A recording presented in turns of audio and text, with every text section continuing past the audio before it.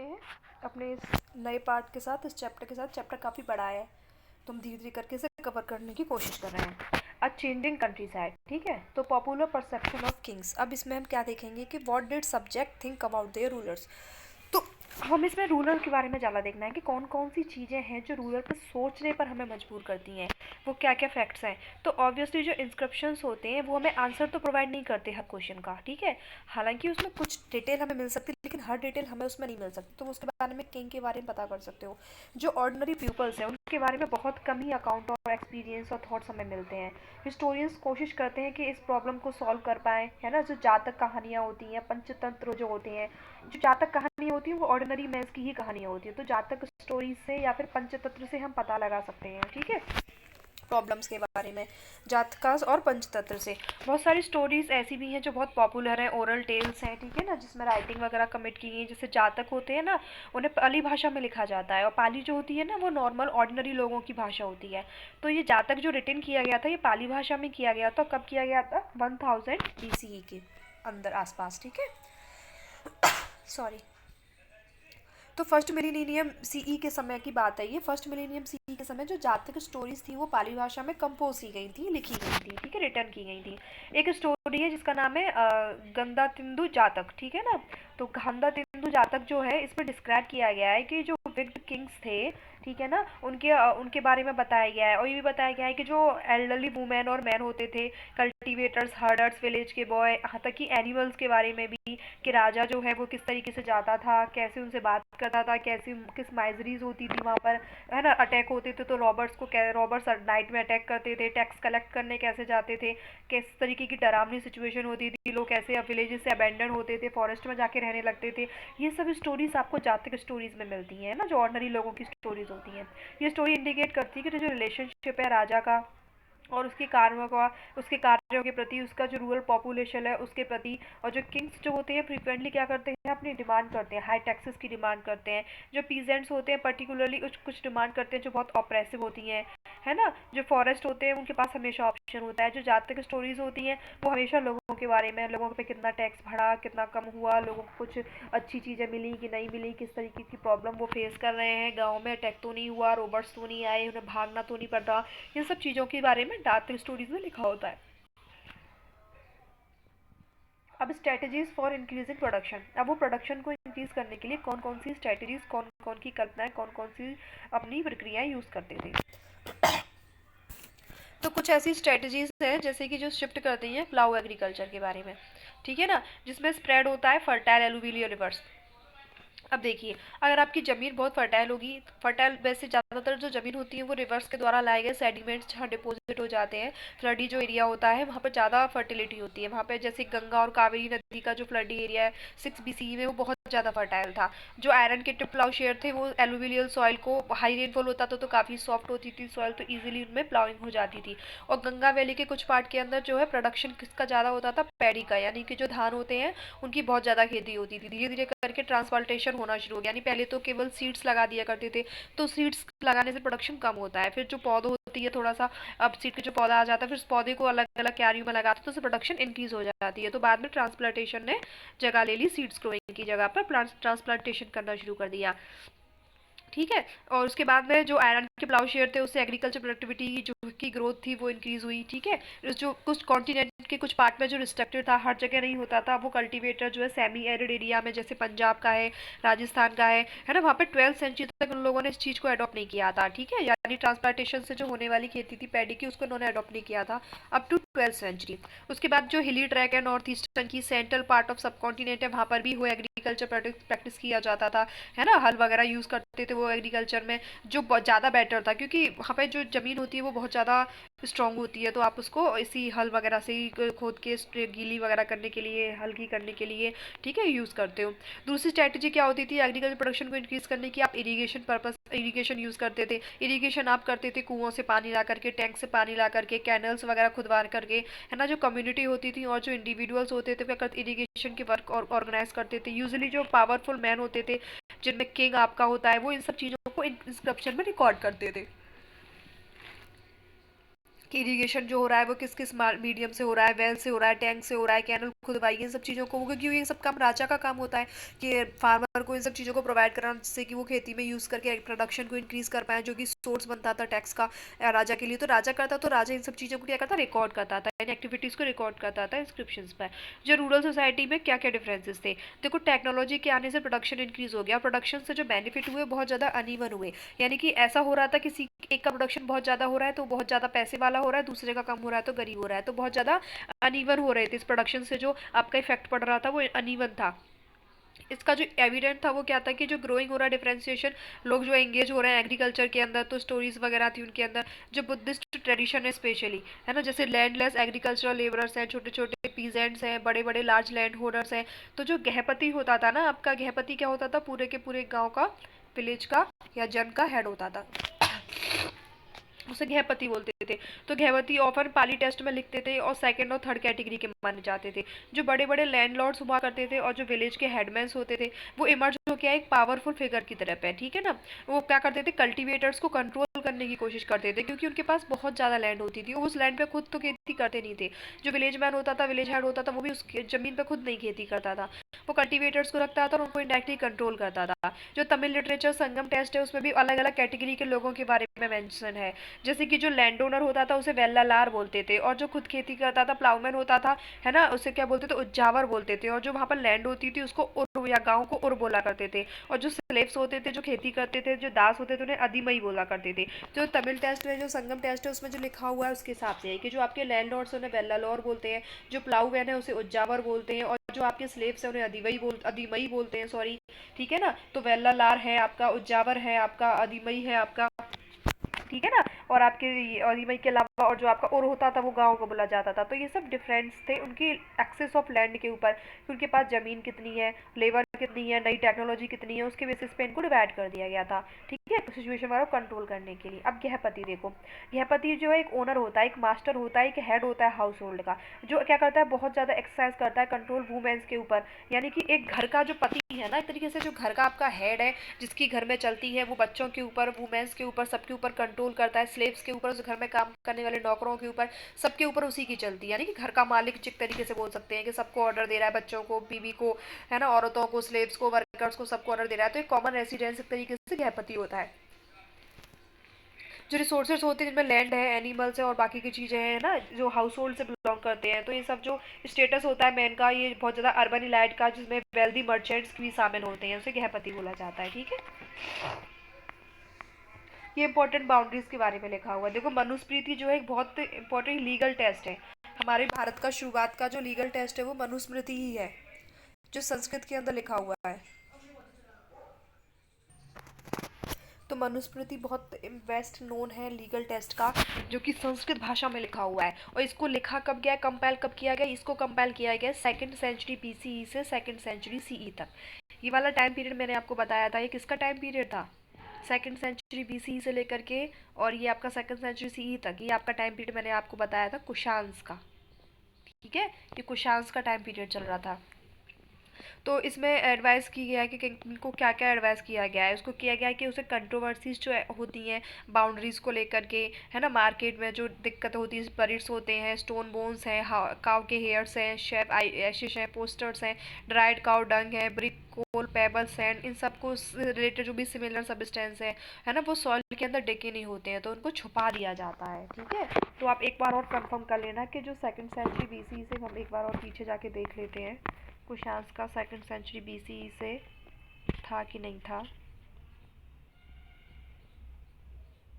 हाँ sorry, 1st century BCE से लेकर के 1st सेंचुरी CE तक कुशांस का था। तो 2nd सेंचुरी BCE से 2nd सेंचुरी CE तक वाला भी देख लेते हैं एक बार, जिससे कि ये याद हो जाएगा। आई थिंक वो अशोका का होगा फिर, अशोका का होगा, ठीक है। तो कुशांस का कब था, कुशांस का था 1st सेंचुरी BCE से लेकर के 2nd सेंचुरी CE तक, ठीक है। अब आगे देखते हैं land grants and new rural elites. देखो, तो शुरुआत अर्ली सेंचुरी, कॉमन एरा की अर्ली सेंचुरी से ही जो बहुत ज़्यादा ग्रांट्स होती थे लैंड के रूप में दिए जाते थे, यानी लैंड ग्रांट्स बहुत ज़्यादा होता था, है ना। इंस्क्रिप्शन के अंदर रिकॉर्ड भी किया जाता था कि हमने इतनी ज़मीन इस मंदिर को बनाने के लिए दी है, या इतनी ज़मीन हमने इस चीज़ के लिए दी है।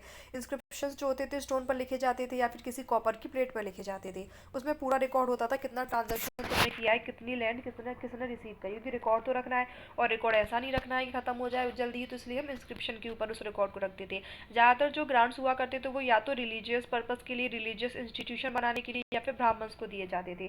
और जो इंस्क्रिप्शंस होते थे वो संस्कृत भाषा के अंदर ज़्यादातर हुआ करते थे। स्पेशली 7th सेंचुरी के बाद के जो इंस्क्रिप्शंस थे वो आपके लोकल लैंग्वेज में थे, है ना। बाकी के जो संस्कृत के अलावा जो बाकी के इंस्क्रिप्शंस थे वो लोकल लैंग्वेज में, जैसे तमिल में, तेलुगु में, है ना। एक प्रभावती गुप्ता है जो डॉटर थी मोस्ट इंपॉर्टेंट रूलर की, जो कि थे चंद्रगुप्त सेकंड। चंद्रगुप्त सेकंड जो थे समुद्रगुप्त के बेटे थे। तो समुद्रगुप्त के बेटे चंद्रगुप्त सेकंड जो थे वो, उनकी जो बेटी थी उनका नाम था प्रभावती गुप्ता। तो जो चंद्रगुप्त सेकंड का टाइम पीरियड कब है, 375 से 415 सी, ठीक है। ये बेटा एडी का टाइम पीरियड, कॉमन एरा का टाइम पीरियड चल रहा है, 375 से 1415 एडी का टाइम पीरियड, ठीक है। तो ये जो आपका टाइम पीरियड है 375 से 1415 का, ये आपका चंद्रगुप्त सेकंड का टाइम पीरियड है। इनकी जो बेटी है उनका नाम है प्रभावती गुप्ता। उनकी शादी हुई थी एक दूसरी इंपॉर्टेंट रूलिंग फैमिली से, ठीक है ना, जो कौन से वंश से थी, जो थी वाकाटका वंश थे, ठीक है ना। वाकाटका वंश थे। वाकाटका वंश के जो राजकुमार थे उनके साथ चंद्रगुप्त सेकंड ने अपनी बेटी प्रभावती गुप्ता की क्या की थी, शादी की थी, ठीक है ना। जो डेक्कन में सबसे इंपॉर्टेंट रूलर थे, या फिर जब सबसे फेमस रूलर थे, पावरफुल रूलर थे। संस्कृत के लीगल टेस्ट में लिखा हुआ है उनके घर की जो वुमेन्स होती थी वो ने इंडिपेंडेंट एक्सेस ऑफ रिसोर्सेज का पावर नहीं था, यानी कि वो अपनी इंडिपेंडेंट लैंड को एक्सेस नहीं कर सकती थी, उस पर रूल नहीं कर सकती थी। ऐसा जो है संस्कृत के टेस्ट से मेंशन होकर हमें पता चला है, ठीक है। तो प्रभावती गुप्ता की शादी किससे हुई थी, वाकाटक से हुई थी। चंद्रगुप्त सेकंड की बेटी थी वो, 375 से 1415 एडी के वो रूलर थे, ठीक है। जो इंस्क्रिप्शन ये भी इंडिकेट करते हैं जो प्रभावती थी वो लैंड को एक्सेस करती है ना। उन्होंने शी देन ग्रांटेड, उन्होंने लैंड को ग्रांट भी किया है ना। और ये वो क्वीन भी थी, ऑब्वियसली खून तो होंगी ही, जब राजा से शादी हुई है सिचुएशन भी निकल के, ये एक्सेप्शनल है। यानी वुमेन्स के पास में लैंड एक्सेस नहीं होता था, लेकिन प्रभावती गुप्ता के पास में लैंड एक्सेस था, वो क्वीन थी, वो रूल करती थी, उन्होंने लैंड ग्रांट्स दिया था। ये क्या है, एक तरीके का एक्सेप्शन है, the daughter of Chandragupta second, ठीक है। तो लीगल टेस्ट में ऐसा यूनिफॉर्म इम्प्लीमेंटेशन नहीं लिखा हुआ है। इंस्क्रिप्शन से हमें ये भी आइडिया मिलता है कि जो रूरल पॉपुलेशन है जिसके अंदर ब्राह्मण्स और पीजेंट दोनों शामिल है ना। ब्राह्मण्स भी होते हैं, पीजेंट्स भी होते हैं, जो किंग के रिप्रेजेंटेटिव होते हैं। इसके अलावा इंस्क्रिप्शन के मुताबिक क्या था कि हमें नए लॉर्ड्स ऑफ द विलेज को क्या करना है, ओबे करना है, ठीक है। लैंड ग्रांट जो होती थी उन्हें देखा बहुत सारी कंट्री के, हमारी पूरी कंट्री के बहुत सारे पार्ट्स में हमने लैंड ग्रांट का मेंशन देखा है। जो रीजनल वेरिएशन है आपकी साइज ऑफ लैंड के डोनेशन के बेसिस पर, रेंजिंग के बेसिस पे, जो स्मॉल प्लॉट ऑफ लैंड है आपको जो अनकल्टिवेटेड है आप उसको किसी डोनी को दे रहे हो, है ना। लैंड ग्रांट का इम्पैक्ट क्या होता था कि हिस्टोरियंस के बीच में डिबेट है कि कुछ ऐसा फील करते हैं कि जो लैंड ग्रांट्स है वो स्ट्रेटेजिकली रूलिंग क्लास ही दिया करती थी एग्रीकल्चर वगैरह पर्पस को, न्यू एरियाज में अगर नहीं हो रहा है तो उसको न्यू एरियाज में डेवलप करने के लिए, है ना। जो लैंड ग्रांट्स होती थी वो इंडिकेटिव होती थी, वीकनिंग होता था उन्हें पॉलिटिकल पावर का। एज किंग जो होता था वो लूज करता था क्या, सामंतास को, वो अपना कंट्रोल ओवर दे रहे सामंतास। जैसे कि किंग जो होता है वो अकेला तो इतने बड़े एरिया पे रूल नहीं कर सकता, तो वो अपने एरिया को सामंतास में डिवाइड कर देता है जो उसके बिहाफ पर रूल करते हैं, है ना। उनको समय समय पर ट्रिब्यूट और जरूरत पड़ने पर अपनी आर्मी भेजते हैं।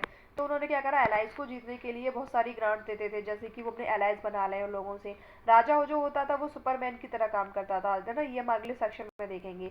तो ये लूजिंग कंट्रोल, अगर वो कंट्रोल अपना लूज कर देते थे तो एटलीस्ट क्या होती, पावर कम होने की वजह से सामंता से कर लेते, उनके ऊपर कंट्रोल कर लेते थे। प्रभावती गुप्ता से रिलेटेड एक आपका इंस्क्रिप्शन दे रखा है, यहाँ पे लिखा है जो अग्रहारा है एक लैंड ग्रांटेड है। अग्रहारा एक ऐसी लैंड होती है जो ब्राह्मण्स को ग्रांट की जाती है, ठीक है ना। तो अग्रहारा जो ऐसी आपकी जो क्या होती है, लैंड होती है जो ब्राह्मण्स को ग्रांट की जाती है ना, जिसमें यूजुअली क्या होता है, जो इस लैंड से कोई भी किसी प्रकार का टैक्स नहीं लिया जाता। राजा क्या करता है, लैंड टैक्स लेता है, एग्रीकल्चर टैक्स लेता है, इस लैंड पे जो भी कुछ होगा उससे किसी प्रकार कोई टैक्स नहीं लिया जाता था, ठीक है ना।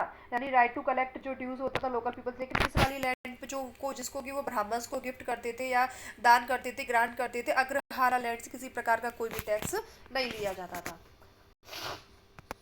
प्रभावती गुप्ता जो थी उन्होंने कमांड किया था ग्राम कुमन विनाश को, जो उनको हाउस होल्डर पीजेंट्स बोलते हैं, गांव में रहते हैं ब्राह्मण्स, और जो दूसरे लिविंग थे विलेज दमदुगुम के अंदर, उनके बारे में इसमें लिखा हुआ है कि it is known to you that on the 12th यानी कि लूनार डे, जो ब्राइट होता है फोर्टनाइट का, कार्तिक का है ना, to increase our religious merit donated this village with pouring out of water to acharya, acharya sorry, acharya किसे बोलते हैं, टीचर को, ठीक है। ये इसमें विलेजेस के बारे में ऐसे थोड़ा सा इंस्क्रिप्शन दे रखा है, आप इसको एक बार देख लेना। वैसे इतना ज़्यादा कुछ इंपॉर्टेंट नहीं है, केवल डाटा दे रखा है, एनिमल्स कितने थे और वो सारी चीज़ें कितनी थी। तो लैंड ग्रांट्स क्या करते हैं, हमें एक इंसाइट देते हैं, एक रिलेशनशिप देते हैं कि कल्टीवेटर और स्टेट के बीच में क्या रिलेशनशिप था, कि स्टेट का जो रूलर होता है वो लैंड ग्रांट किस तरीके से दे रहा था, किन लोगों को दे रहा था, भाई वो भी उस लैंड पे खेती करेंगे, अगर खेती के पर्पज से नहीं होगी तो कुछ टेम्पल्स वगैरह बनेंगे।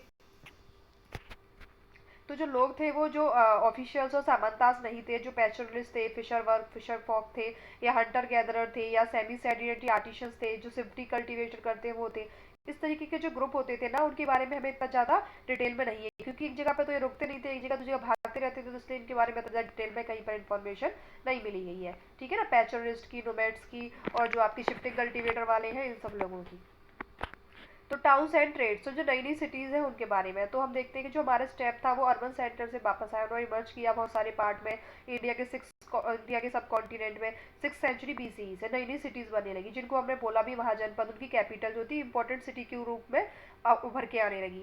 एक रूट था जिससे कम्युनिकेशन सिस्टम होता था, तो उस रूट पर भी बहुत सारे टाउन्स इमर्ज होने लगे, जैसे कि पाटलिपुत्र जो है एक रिवर रूट है, यानी पाटलिपुत्र आप जाओगे ना तो ये नदी से जाने वाले रास्ते के साइड में पड़ेगा, तो ये भी एक इंपॉर्टेंट टाउन्स के रूप में इमर्ज होकर आया। उज्जैनी है, ये भी ये आपके लैंड रूट पर पड़ता है, ठीक है ना। पोहार है आपका, ये आपके कोस्ट के पास में पड़ता है, इससे भी रास्ता जाता है ना। आपका मथुरा है, मथुरा एक बस्टलिंग सेंटर था, कमर्शियल, कल्चरल, पॉलिटिकल तीनों मतलब से, यानी वो कमर्शियल पर्पज से भी बहुत इंपॉर्टेंट था, है ना, फर्स्ट है ना, और दूसरा इसमें कल्चरल प्रोसेस से भी इंपॉर्टेंट था, और पॉलिटिकल एक्टिविटी, यानी पॉलिटिकल एक्टिविटी तो रूलिंग क्लास भी यहाँ पे अच्छी थी, कल्चरल भी मेंटेन, हर धर्म के, तीनों धर्मों के, यानी कि बुद्धिज्म, हिंदुज्म और जैनिज्म के आपके टेम्पल्स वगैरह भी आपको खूब मिलेंगे।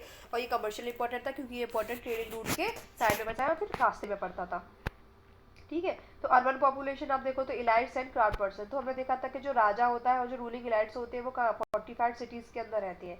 इसके अलावा ये डिफिकल्ट होता है कि वो मतलब कि ज़्यादातर जो साइट्स होती है, क्योंकि जो लोग हैं जो इस एरिया में रह रहे हैं, है ना, बहुत ज़्यादा आर्टिफैक्ट्स हमें मिले हैं जिनको अभी तक हम फाइंड भी नहीं कर पाए हैं। आर्टिफैक्ट्स मतलब कि ऐसे सोर्स जो हमारे आर्कोलॉजी में यूज़ होते हैं हिस्ट्री को फाइंड आउट करने के लिए, लेकिन वो नॉन लिविंग सोर्स होते हैं, ठीक है ना। इसमें से फाइन पॉटरीज है, कोई डिश है, कोई ग्लॉसी फिनिश है, या फिर नॉर्दर्न ब्लैक पॉलिश्ड वेयर है ना, जो रिच पीपल के द्वारा यूज़ किए जाते थे, या कोई ornaments, tools, weapons, vessels, figure, आप इन सब की स्टडी करते हो तो ये बनता है, ठीक है। तो gold, silver, copper, bronze, Ivory, glass, ये सब चीज़ें आपको मिली हैं, तो आप इन सब चीज़ों की मदद से आप पता लगाएंगे, तो ये क्या होगा, आपका आर्टिफैक्ट्स होंगे। गोल्ड यूज़ हो रहा है, सिल्वर यूज़ हो रहा है, कॉपर है, ब्रॉन्ज है, आइवरी है, ग्लास है, शेल है, टेराकोटा है, ठीक है। ये देखो जातक स्टोरीज का एक फॉर्म दे रखा है यहाँ पे, इमेज बनी हुई है ये मथुरा की ही इमेज है, ठीक है ना। प्राकृतिक इंस्क्रिप्शन है, इसमें वुमेन है जिसका नाम है नागपी है, जो वाइफ है किसी गोल्ड स्मिथ की, जिनका नाम है जो गोल्ड स्मिथ को सोवनिका भी कहते थे, आज कहते हैं ना सुनहार, सुनार कहते हैं, तो उसको सोवनिका भी कहते थे, ठीक है ना। सोवनिका, और जिससे की जिसकी वाइफ है नागपी है, ठीक है, जिनका नाम था धर्मक, ठीक है ना। तो धर्मक की वाइफ क्या थी, नागपी थी। तो जो धर्मक था, धर्मक की जो वाइफ थी उनका नाम क्या था, धर्मक की वाइफ का नाम था नागपी, ठीक है। तो धर्मक की वाइफ का नाम था नागप्रिय, और वो थे कौन, सुनहार थे, यानी सोमनिका थे, उसके बारे में बता रखा है इसमें।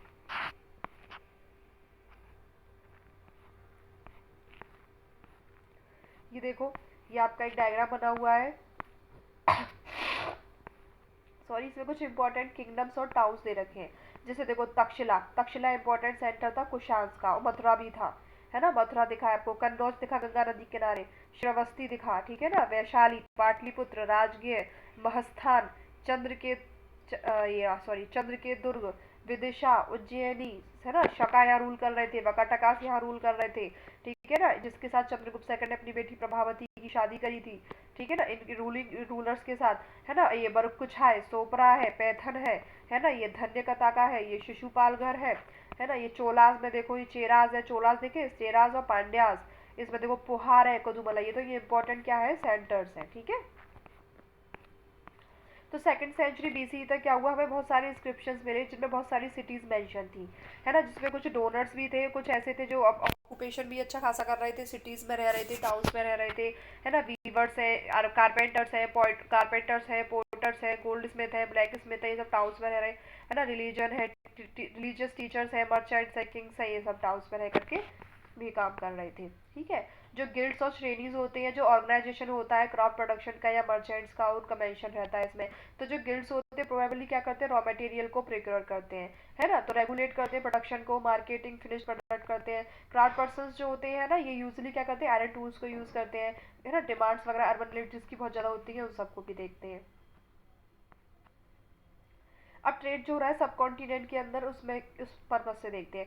6th सेंचुरी BC तक क्या हुआ था, जो लैंड रूट और रिवर रूट था, उन दोनों से बहुत अच्छे से कॉन्टिनेंट हो रहा था। पूरे इंडियन सब कॉन्टिनेंट में लैंड रूट और रिवर रूट से ट्रेड हो रहा था, अलग अलग डायरेक्शन में।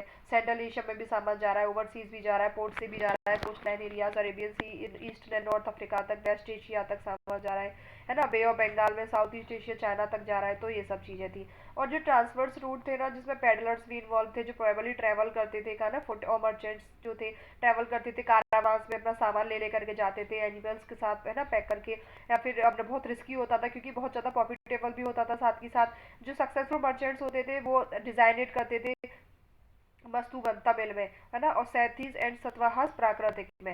ये बहुत इनॉर्मसली रिच लोग होते थे, उनके लिए इन शब्दों को यूज किया जाता था कि ये बस ये जो है ये मसतुवन है, या फिर ये सैंतीस या सतवाहस है ना। तो बहुत ज्यादा गुड्स जो होते थे एक जगह से दूसरी जगह पर कैरी किए जाते थे, जैसे कि सॉल्ट ग्रेन है, क्लोथ है, मेटल, है ना, सॉल्ट ग्रेन है, क्लोथ है, मेटल ओर्स है, और फिनिश प्रोडक्ट है, स्टोन है, टिम्बर है, मेडिकल, और ये स्टोन है, टिम्बर है, मेडिसिनल प्लांट्स है ना, कुछ स्पाइसेस है, स्पेशली जो पेपर होता है, इनकी बहुत ज़्यादा डिमांड थी रोमन एम्पायर के अंदर। तो टेक्सटाइल है, मेडिसिनल प्लांट्स है, और आपके ट्रांसपोर्टेड अक्रॉस अरेबियन सी, मेडिटेरियन सी, इन सब में बहुत ज़्यादा, यानी कि हमारा सामान जो होता था सिर्फ और सिर्फ ऐसा ही था, कपड़े या फिर क्लोथ मेटल और जा रहे हैं, बल्कि फिनिश प्रोडक्ट भी जाते थे, जैसे कि मेडिसिन, है ना, कुछ फिनिश प्रोडक्ट भी जाते थे। इसके अलावा स्टोन, टिम्बर, मेडिसिनल प्लांट और स्पाइसेस, स्पेशली पेपर, इनकी बहुत ज़्यादा डिमांड थी रोमन एम्पायर के अंदर। तो हम इन सब चीज़ों को क्या करते थे, एक्सपोर्ट करते थे। ग्रेन्स, क्लोथ, मेटल और finish product, stone, timber, medicinal plant, इन सबको हम एक्सपोर्ट करते थे रोमन एम्पायर में। और ट्रांसपोर्टेशन भी करते थे मेडिसिनल प्लांट का और टेक्सटाइल का, तो बहुत ज़्यादा ट्रांसपोर्टेशन होता था मेडिसिनल प्लांट का और टेक्सटाइल का, है ना, ट्रांसपोर्ट करते थे अरेबियन सी और मेडिटेरियन सी तक। अब कॉइन्स एंड किंग्स, तो कुछ एक्सटेंड तक देखें तो एक्सचेंज की फैसिलिटी होती थी, वो कॉइनेज से हो सकती है। जो पंचमार्क कॉइन्स होते थे वो सिल्वर और कॉपर के बने थे 6th सेंचुरी BCE के बाद में, उसके बाद से शुरू हुए थे, यानी 6th सेंचुरी BCE के बाद में जो पंचमार्क कॉइन्स है, वही पंचमार्क कॉइन्स सिल्वर और गोल्ड के होते थे, यानी सोने और चांदी के बने हुए होते थे, वही पंचमार्क कॉइन्स, उनको हम 6th सेंचुरी BCE से यूज कर रहे थे, ठीक है, गोल्ड सिल्वर के पंचमार्क कॉइन्स, ठीक है। तो पंचमार्क कॉइन्स जो थे वो शुरुआत में सिल्वर के और कॉपर के यूज होते थे, जो 6th सेंचुरी BC से शुरू होने लगे थे। अर्ली जो आपके कॉइन्स थे वो पंचमार्क कॉइन्स ही थे, लेकिन उनका जो वो था मेटल था वो गोल्ड और सिल्वर होता था, है ना, जिनको हम मिंट करते थे और यूज़ किया करते थे। बाद में हमने इसको रिकवर किया था, एक्सकवेशन करवाया था। तो जब हम अपने कॉइन्स की स्टडी करके हिस्ट्री का पता लगाते हैं तो उसे बोलते हैं न्यूमिस्मैटिक्स, ठीक है ना। कॉइन्स को रिकंस्ट्रक्ट करके हम स्टडी करते हैं तो उसे न्यूमिस्मैटिक्स कहते हैं। और कुछ सिंबल्स हैं जो पंचमार्क कॉइन्स पे पंच किए गए हैं, जैसे कि डायनेस्टी है उसका राजा को पंच किया, जैसे कि हमने कुशांस में देखा था मौर्यास के अंदर किंग इशू करते थे जो कॉइन्स को, ठीक, किंग्स के पास ही पावर होती है कॉइन्स को इशू करने की, अपने नाम की, है ना, अपने नाम को मेंशन करना, या फिर अपने जो रूलर है उसको पंच करना, ठीक है ना। तो ये सब चीज़ें मेंशन करते थे, कौन करते थे, किंग्स करते थे, किंग के पास ही पावर होती थी कॉइन को इशू करने की। तो जो पंचमार्क कॉइन्स होते थे ना, इनके अंदर इन सब चीज़ों को यूज़ करते, जो मर्चेंट्स होते थे, बैंकर्स या टाउन्स पीपल होते, वो भी इन कॉइन्स को इशू कर सकते थे। पहला जो कॉइन था ना जिसमें नेम और इमेजेस थी रूलर की, वो इंडो ग्रीक के द्वारा इशू किया गया था, यानी कि जो पहला कॉइन्स था जिसपे उस राजा का नाम था, उस राजा की तस्वीर थी, वो इंडो ग्रीक का राजा था। इंडो ग्रीक के द्वारा जो कॉइन इशू किया गया था वही पहला कॉइन ऐसा था जिसपे राजा की तस्वीर और राजा का नाम था, वो इंडो ग्रीक के द्वारा इशू किया गया पहला कॉइन था। जिसको स्टेबलाइज किया था, जिन्होंने इंडो ग्रीक ने कहाँ पर स्टेबलाइज किया था अपना rule, north western part of सब कॉन्टिनेंट में। कब किया था, 2nd सेंचुरी BC के समय में। तो जो इंडो ग्रीक्स आए थे नॉर्थ वेस्ट के अंदर 2nd सेंचुरी BC के अंदर रूल करा था, नॉर्थ वेस्ट के अंदर 2nd सेंचुरी BC में, उन्होंने ही सबसे पहले punch mark coins with name and image के साथ में क्या करे थे, इशू किए थे, ठीक है ना। 2nd सेंचुरी BC में जो कुशांस है उन्होंने सबसे ज्यादा नंबर ऑफ गोल्ड कॉइन्स को इशू किया था। जो सबसे पहला जो गोल्ड कॉइन था वो 1st सेंचुरी CE में आया था।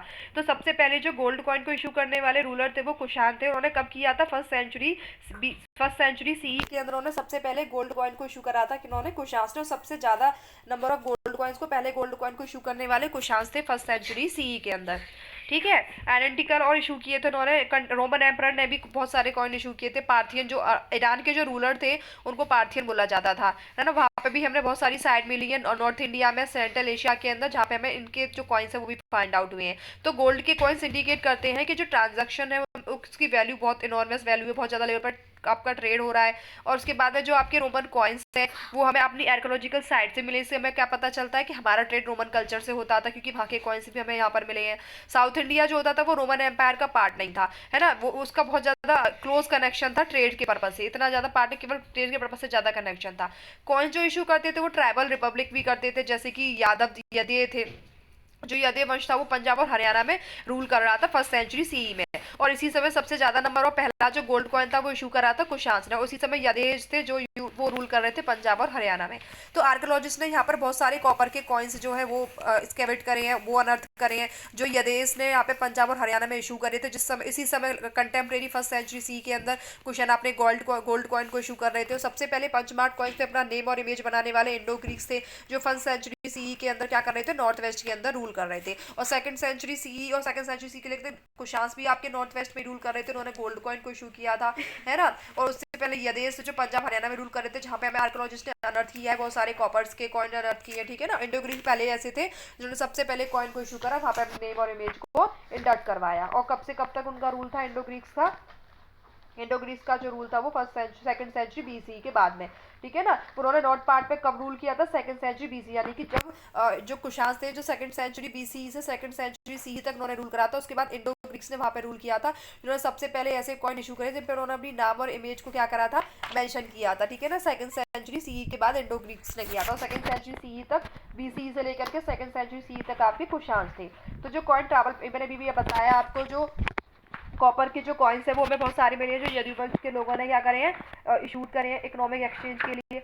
मोस्ट स्पेकुलेटर जो गोल्ड के कॉइन्स हैं, यानी कि बहुत अच्छे और स्पेकुलेट जो गोल्ड के कॉइन्स हैं वो गुप्ता रूलर्स ने इशू किए थे। सबसे पहले जो अगर प्योरिटी के बेसिस पे अगर आप देखोगे तो, जो प्योरिटी के बेसिस पे अगर आप देखोगे तो गोल्ड के कॉइन में आपको महाराज किसकी मिलेगी, गुप्ता रूलर्स की मिलेगी, जिन्होंने लॉन्ग डिस्टेंस के ट्रांजेक्शन के लिए अपने गोल्ड के कॉइन्स को यूज करा था। सिक्स सेंचुरी सी के बाद से जो गोल्ड के कॉइन्स थे वो आपको इतने ज़्यादा नहीं मिलेंगे। हिस्टोरियंस ने देखा है बहुत सारे इशू पर डिवाइड करते हुए, जो वेस्टर्न रोमन एम्पायर है वो लॉन्ग डिस्टेंस पे है, ट्रेड डिक्लाइन होने लगा था, प्रॉस्पेरिटी स्टेट की कम होने लगी थी, कम्युनिटी और रीजन्स की कम होने लगी थी, तो आर्ग्यूज होने लगे थे।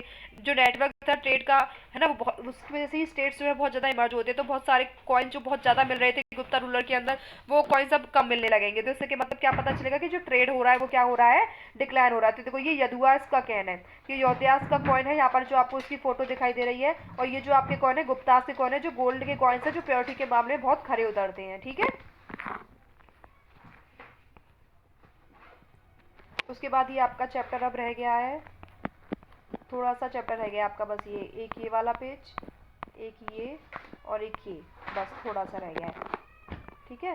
तो इस चैप्टर को हम आगे वाली वीडियो के अंदर कंप्लीट कर देंगे। ये आपका 5 पार्ट के अंदर आपका ये वाला चैप्टर जो है वो कंप्लीट हो जाएगा, ठीक है।